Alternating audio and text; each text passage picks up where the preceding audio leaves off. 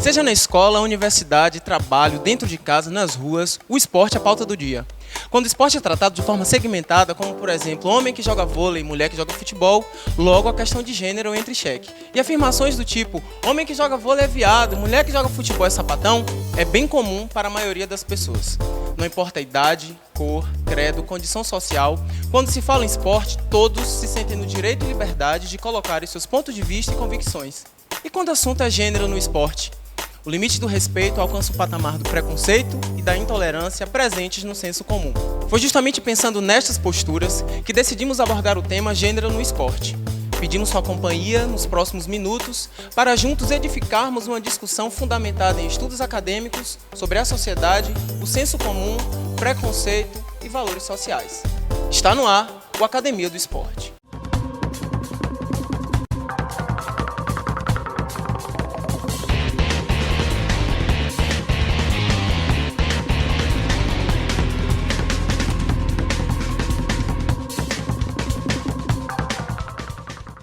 Que é homem que aguenta pau. E qual dos esportes você acha melhor para a mulher praticar? Tem em casa cuidar para esperar o homem quando chega meio-dia. Por que o senhor acha isso? Porque mulher nasceu para cuidar do homem, zelar. Não é estar aqui e acolá, não.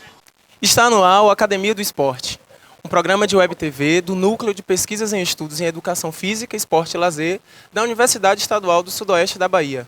O Academia do Esporte é um projeto de extensão universitária que tematiza assuntos relacionados ao esporte e suas relações sociais.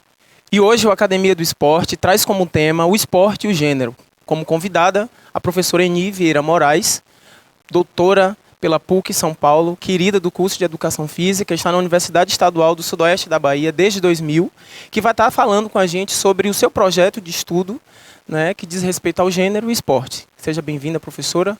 Bom, eu queria agradecer o convite, dizer que eu estou muito feliz por a gente abordar esse tema, né, que na verdade discute por que o homem só pode jogar futebol e a mulher só pode jogar voleibol, né, por que o menino tem que ter o quarto azul e a menina tem que ter o quarto rosa, quer dizer, são temáticas que estão aí no nosso cotidiano, estão na nossa cultura e acho legal a abordagem como é feita e espero que a gente tenha um debate sobre uma conversa, na verdade, um bate-papo leve e agradável sobre esse tema e que as pessoas se interessem por essa discussão.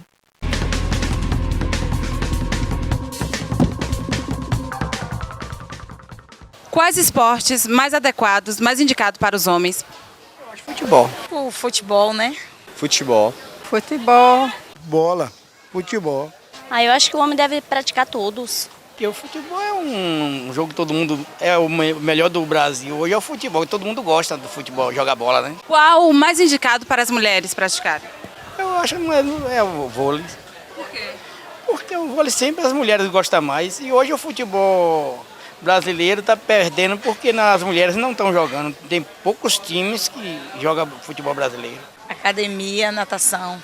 Natação e academia, essas coisas. Em termos de esporte, eu acho que não só o homem, como a mulher, entendeu? Eu acho que ela tem que se especializar no esporte muito, porque eu admiro quando eu vejo uma jogadora de basquete, um jogador de vôlei, até mesmo de futebol, eu dou 10 para elas. Dependendo do que ele já tem vários esportes, tem vôlei, tem futebol, tem artes marciais, né? Porque depende da mulher, que ela depende, porque cada um tem o querer, né? De se dedicar a uma arte, né? Então o esporte está livre e aberto para a pessoa escolher o que quer. Professora, Legal, hein? uma análise sobre esse vídeo. Eu acho que hoje as pessoas já começam a entender que a liberdade individual ela tem que prevalecer em todos os aspectos, né? A sua liberdade de escolha, a sua liberdade de orientação. Eu acho que ele fala bem sobre isso, né? São as suas escolhas, você assumir isso. Eu acho que isso já está sendo mais tolerado, eu acho que isso já está sendo melhor compreendido na sociedade, as pessoas estão se mostrando mais. E eu acho que esse é um processo que está avançando e a tendência é continuar avançando. As pessoas têm se mostrado mais, mas a senhora acredita que essa postura dele de aceitar tudo não está meio que camuflado só por estar de frente à câmera? Olha, eu não acredito. Eu acho que isso faz parte da verdade das pessoas. Porque, como ele falou, isso acontece na minha família, na sua família, na família de todo mundo. Eu costumo dizer que os armários começaram a se abrir por todos os lados, né? Quer dizer, a gente vive um outro contexto histórico hoje. Claro que isso se constituiu num processo histórico. E nesse momento hoje, eu acho que essa liberdade individual ela está sendo mais, de fato, assumida pelas pessoas, porque isso é uma necessidade. É uma necessidade do sujeito. Os sujeitos sociais, é uma questão de identidade das pessoas. Então, silenciar essas histórias, camuflar essas histórias, não faz parte mais. É uma mentira que acho que é desnecessária. Eu acho que em uma cidade como Jequié, por exemplo, que é uma cidade do interior, do nordeste do Brasil, eu, pessoalmente, conheço pessoas... arranjos familiares extremamente alternativos para o que a gente tinha com padrões, um padrão, né, anteriormente falando. Isso é a verdade. Isso, sinceramente, é a verdade. Eu tenho observado isso porque convivo com várias formas de organização familiares, né, diferentes. E isso está presente, sim, no cotidiano. Eu acho que isso é uma verdade, sim. Vamos continuar assistindo outras verdades que a gente encontrou por aí. Ou não, né?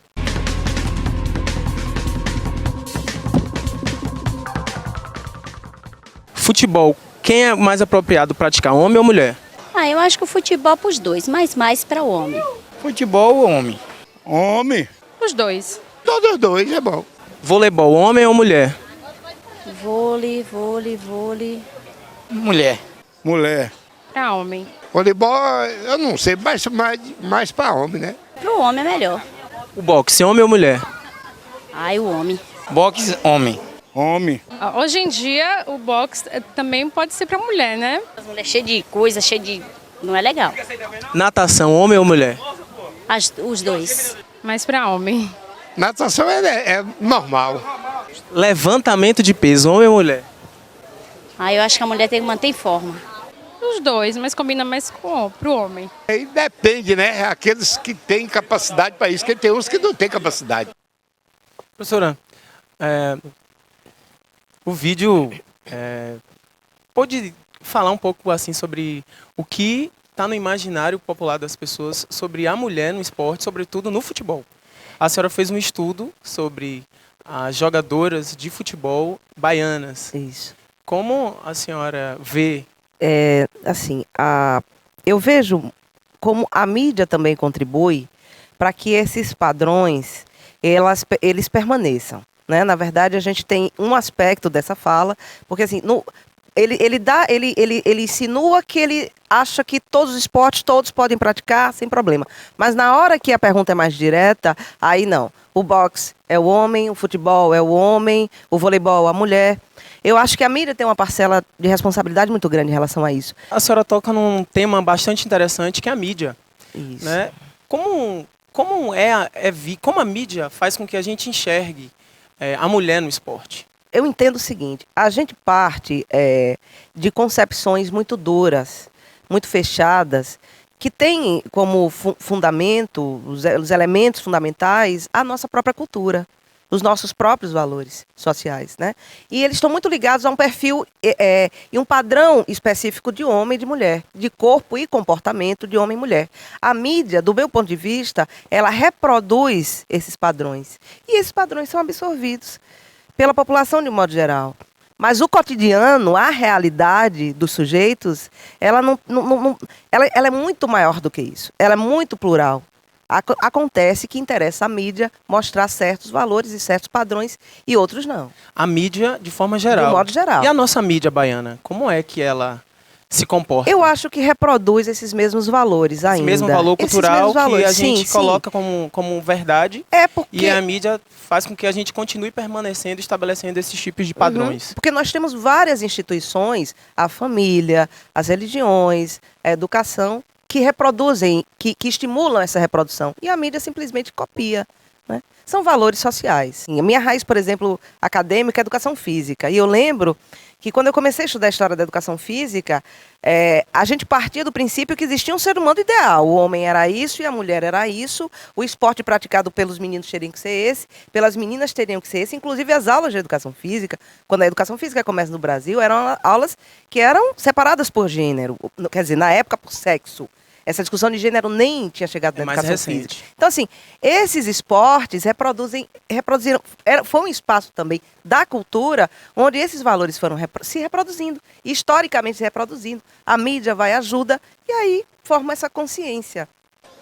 E qual dos esportes o senhor acha melhor para a mulher praticar? Tem em casa cuidar para esperar o homem quando chega meio-dia. Por que o senhor acha isso? Porque mulher nasceu para cuidar do homem, zelar. Não é estar aqui e acolá, não. A mulher tem que estar dentro de casa ao casa, meio-dia claro, com a comida porque- pronta para o marido chegar e receber tudo aquilo de mãos. Porque a gente está falando do esporte, mas na verdade essa discussão é muito anterior. A gente está falando de disputa de poder dentro de uma sociedade. Por exemplo, política, o espaço público, por esse senhor ainda é interpretado como um espaço dos homens.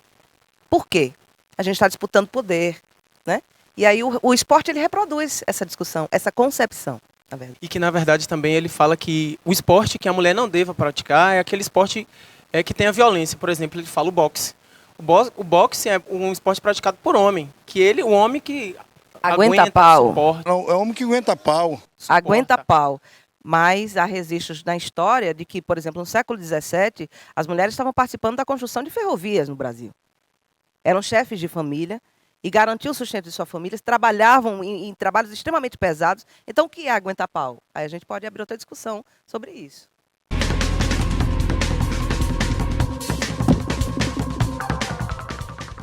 Qual o senhor acha melhor indicado para a mulher praticar? Aí agora apertou um pouquinho, né? Mas aí depende delas também, né? Mas você não acha que tem algum que é mais indicado para a mulher? Não, que é elas que devem escolher. Eu acho que pilates, deixa eu ver, musculação também, né, para ficar em forma, e caminhada. Eu acho que é muito importante caminhada. Vôlei, handebol, essas coisas assim. Por que o senhor acha? Que está mais adequado pro lado feminino, né? Academia, eu acho. Por quê? Porque além de manter em forma, é bom para a saúde, entendeu?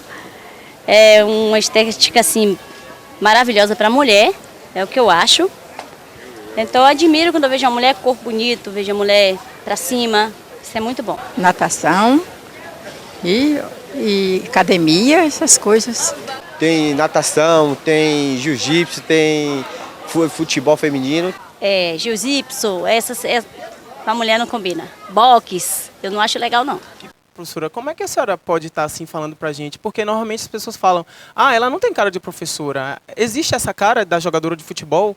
Existe assim, existe uma professora chamada Miriam Delma que ela traz uma discussão bem interessante sobre esse perfil da mulher no esporte.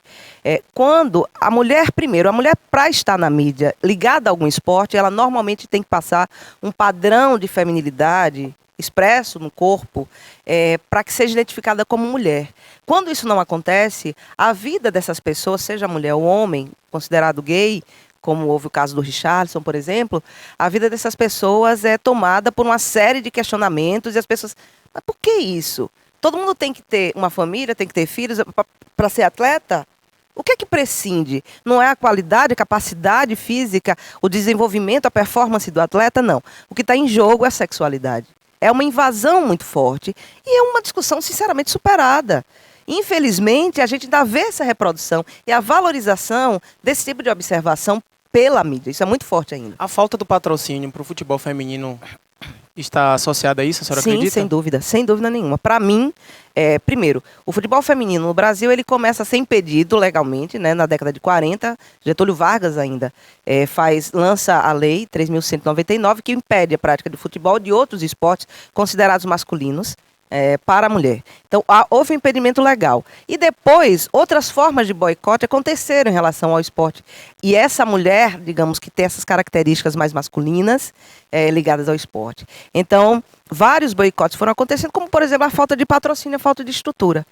Se isso não tivesse acontecido, ou se o futebol feminino tivesse tido uma condição de estrutura básica, como foi com o masculino, como aconteceu com o masculino, com certeza a gente teria um país, de fato, do futebol, que eu não considero. Esse é um país do futebol masculino.